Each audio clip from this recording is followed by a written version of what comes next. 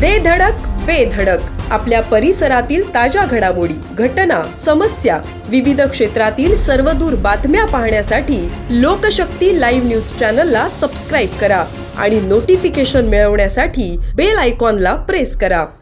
रसायनी पाताळगंगा परिसरात एमआयडीसी प्रशासन ऍक्शन मोड मध्ये आला असून परिसरात दुकाने, घर, हॉटेल आदींसारख्या उभारलेल्या वास्तूंवर एमआयडीसी प्रशासनाने धडक मोहीम हाती घेतली आहे. शिवनगरवाडी येथील परिसरात एमआयडीसी प्रशासनाने कारवाई करून घरांचे जोते उद्ध्वस्त केले आहेत. मात्र ही कारवाई गरिबांच्याच विरोधात का असा प्रश्न बेघर झालेले नागरिक विचारत आहेत. मुजर प्रशासन रस्त्यांच्या बाबतीत कधी ऍक्शन मोड मध्ये आलेली दिसत नाही.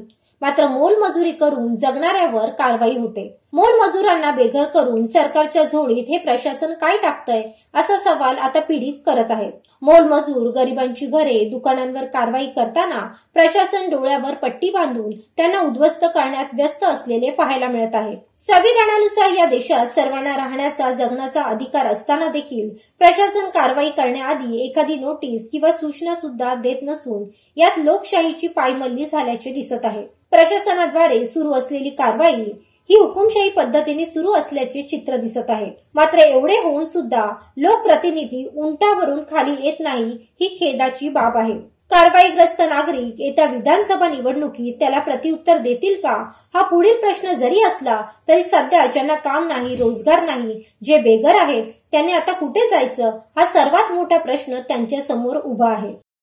लोकशक्ती लाईव्हसाठी राकेश खराडे, रसायने.